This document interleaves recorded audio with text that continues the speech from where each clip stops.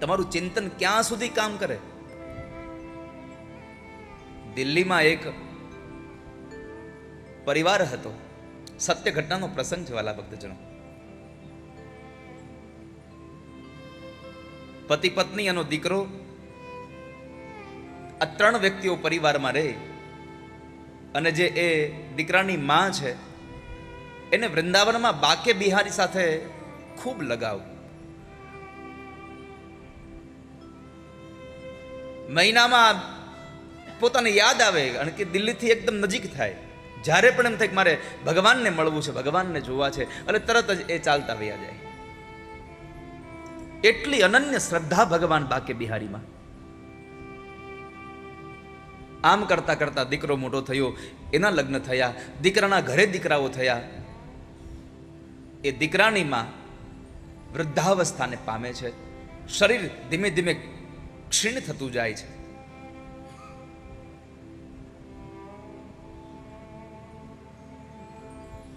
દીકરાને કહ્યું, બેટા હવે મારું આ શરીર બહુ ચાલતું નથી, એક કામ કરને, આ એક જન્માષ્ટમી છેલ્લી એવી છે કે મારી ઈચ્છા છે કે તું મને વૃંદાવનમાં લઈ જા અને મને બાકે બિહારીના દર્શન કરાવી દે. લઈને જાય છે.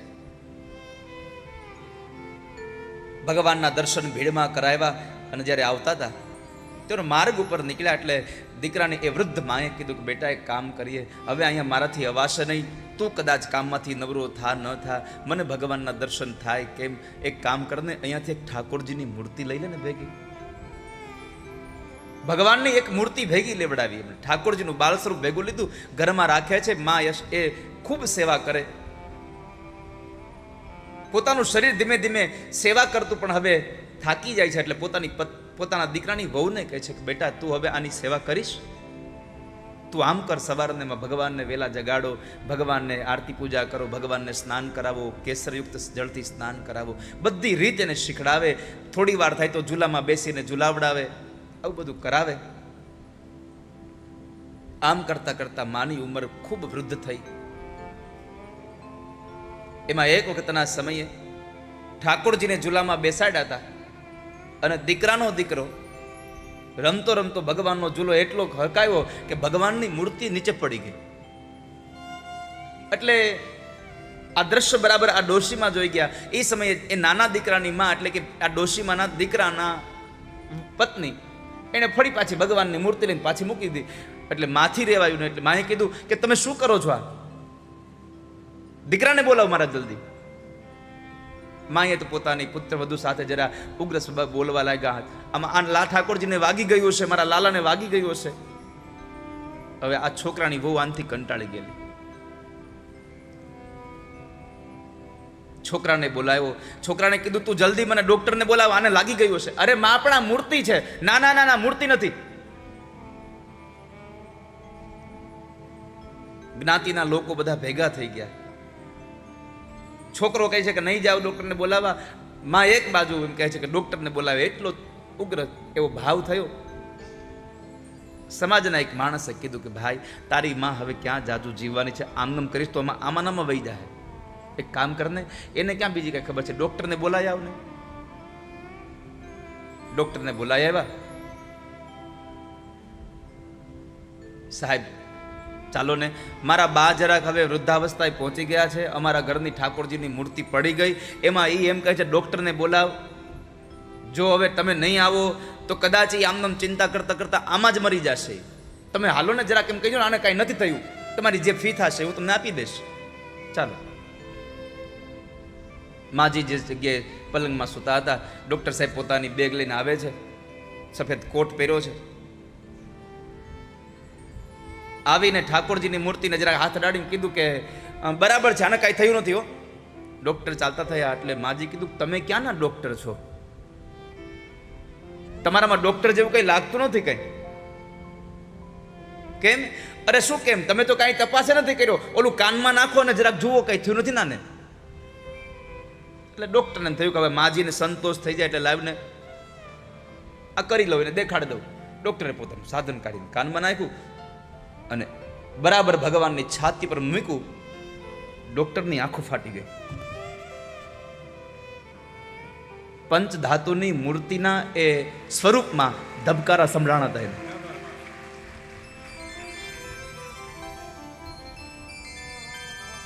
ડોક્ટરની આંખોમાંથી અશ્રુ વહે છે.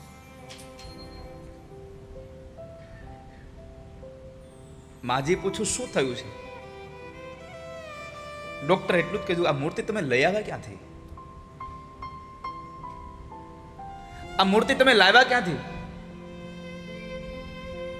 માજીનો દીકરો કહે છે કે ડોક્ટર સાહેબ થયું શું?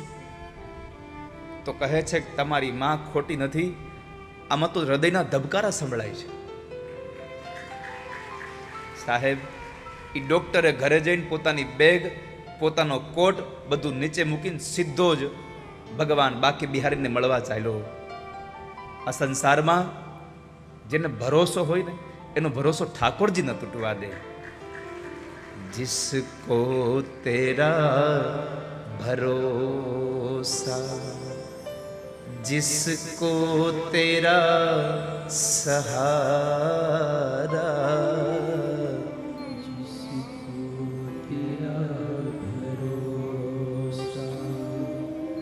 जिसको तेरा मझधार क्या करेगा, मझधार ही किनारा, जिसको तेरा तेरी कृपा से मोहन भक्तों की नाव चलती,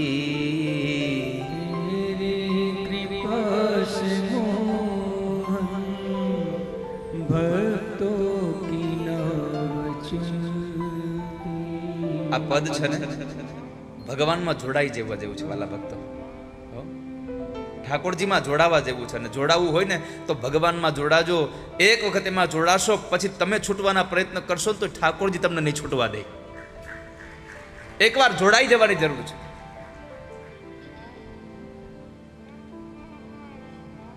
જરા આંખો બંધ કરીને જુઓ તો તમારી નાવ ક્યાંક દરિયામાં ચાલી જાય છે. तेरी कृपा से मोहन भक्तों की नाव चलती, तेरी कृपा से मोहन भक्तों की नाव चलती, तूफान हो या उनको तो राह मिलती, तूफान हो या आंधी उनको तो राह मिलती, हाजिर हुआ तू हर पल, हाजिर हुआ तू हर भक्तों ने जब पुकारा, भक्तों ने जब पुकारा, जिसको तेरा भरोसा, जिसको तेरा सहारा, जिसको तेरा भरोसा, जिसको तेरा सहारा.